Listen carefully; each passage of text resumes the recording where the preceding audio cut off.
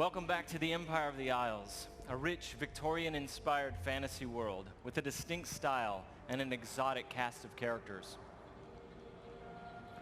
For Dishonored 2, we wanted to explore a new location, Karnaca, the Jewel of the South.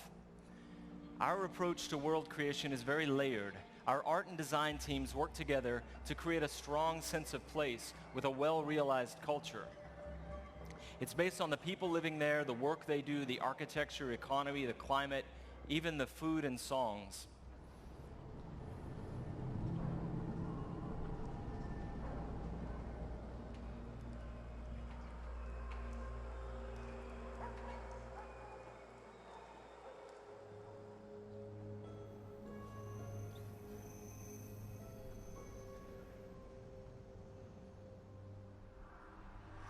In order to bring Karnaca to life, we've created a custom game engine designed to support our signature art direction and level design. We wanted Dishonored 2 to resemble a painting in motion, so we've given considerable thought to our lighting and the way it plays across every surface. We've created custom tools to support the interruptible, real-time narrative scenes necessary for a stealth simulation. And the same is true for our approach to audio, both in terms of atmospherics and stealth gameplay. All of these details make Karnaca more vivid thanks to our new technology, which we call the Void Engine.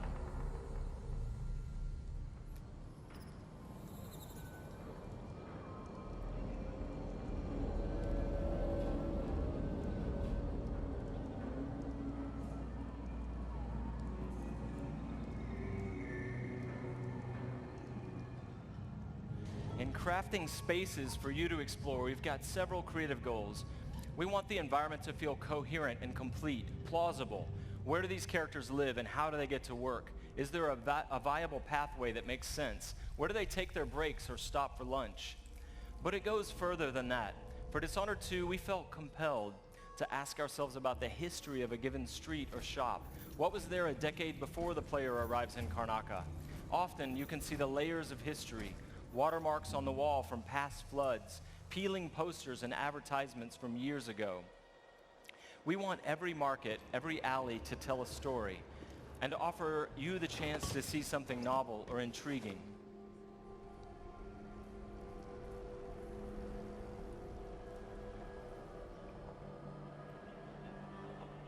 Dishonored 2 starts and ends in Dunwall, but most of the action takes place here in Karnaca.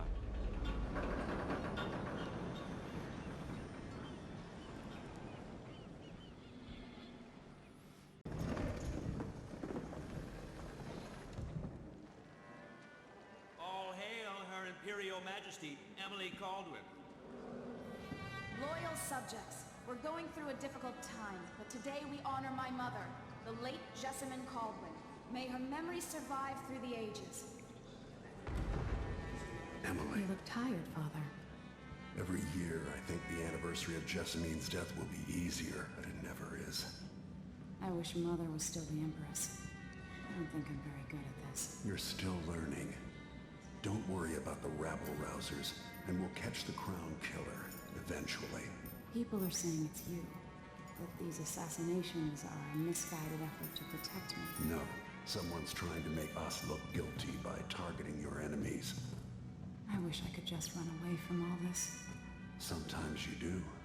You think I don't know about your nights out on the rooftops? Courage. The ceremony will be over soon. Royal Protector and Father. I should have passed a law against that combination of titles years ago.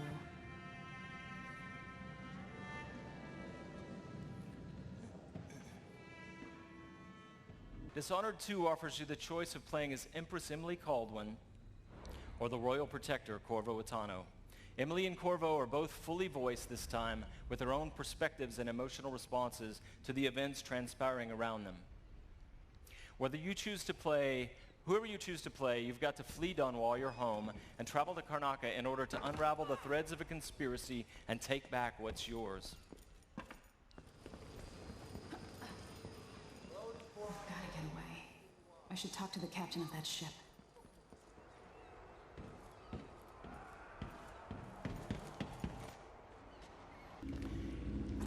In the Dust District, a militant religious faction called the Overseers is at war with the Howler Gang. The leaders of both factions are trying to take each other down. You can side with the Overseers or the Howlers or neither. There are many ways to complete the mission. She'll tell you more. I'll wait here in the skiff and take you back to the dreadful whale after you finish.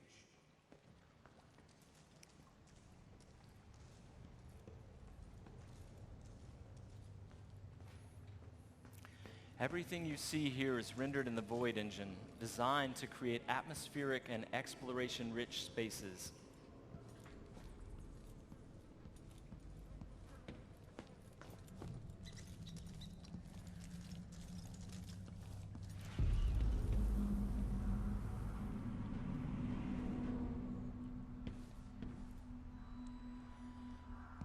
To reach our target, Vice Overseer Byrne, we've got to get past a Grand Guard checkpoint sealed off by a wall of light. A cruel security device reinstated by the Duke of Serkonos. Orders from the Duke. We're losing too many people. Good soldiers blinded by that hallucinogenic powder the Howlers used, then stabbed to death or dragged down by the Abbey's hounds. One young lieutenant got hit by an Overseer grenade, and that was it. He was one of the Duke's distant cousins or something. Shit. Let's hope they do enough damage to each other so the fight goes out of them. That won't happen until someone manages to kill either Paulo or Vice Overseer.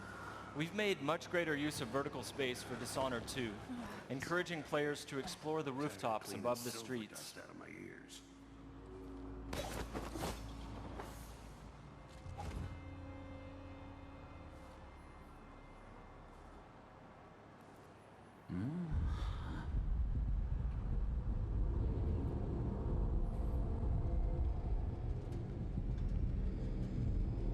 Dust from the mines.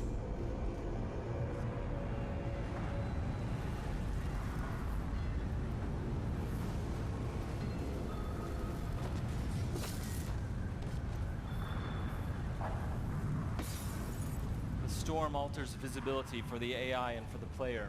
A random storm hits and Emily comments on it. Many of the security devices in Dishonored 2 are powered by wind, a unique feature of Karnaca, so here we're switching off the windmill to get through the wall of light.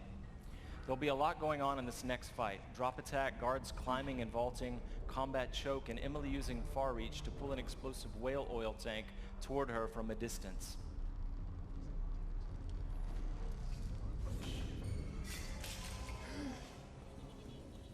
You aren't going in! So dead! Let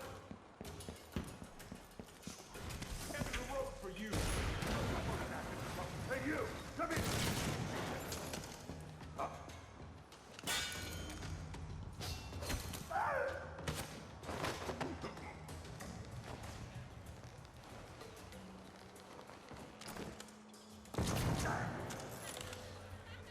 All right, let's jump forward closer to our target, Vice Overseer Byrne. The Overseers are fighting the Howler Gang for the hearts and minds of the people of Karnaca. What happens here will influence Karnaca's future and the endgames. The Chancellor! The Eyeless! The Eyeless! The Vice Overseer hasn't shared his plans with me. He's upstairs now, so I assume we'll learn something before long.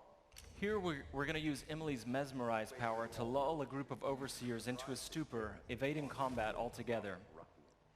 Mesmerize, they won't notice Emily or even remember that she was here.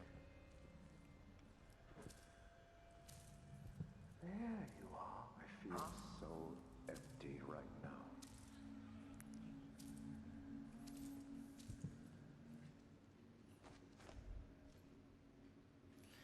Far Reach can be upgraded not only to pull objects from a distance, but also enemies, so you can finish them off in midair.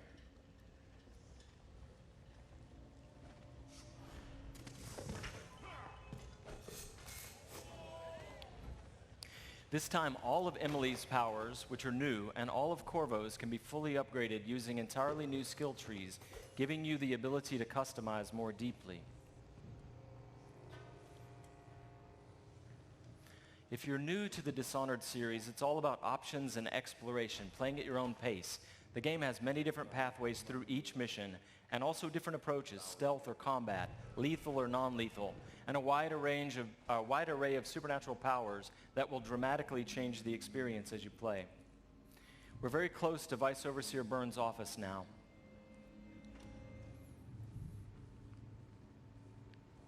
The Duke will topple soon.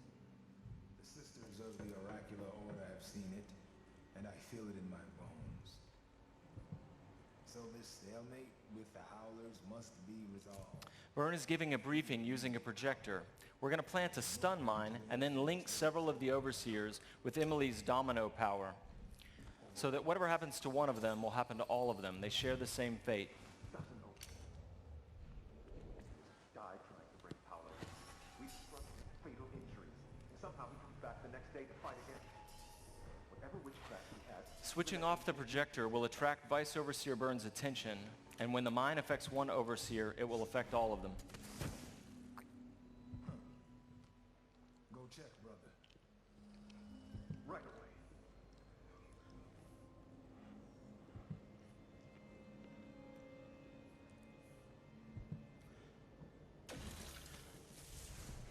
There are many creative ways to use domino. Now we're going to show you Shadow Walk, another key power for Emily.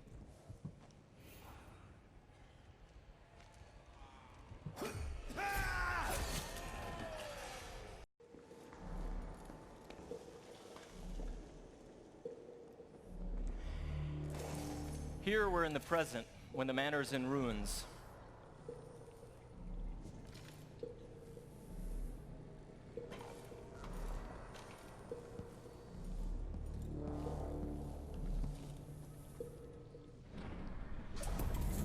Now we've moved backwards, years into the past, when the manor was still inhabited and guarded.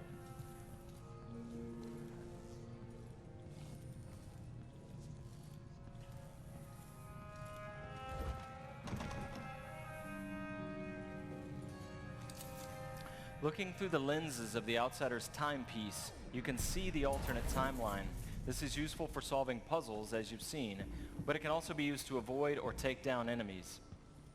You can watch enemies in the alternate timeline and then step through to execute your plans.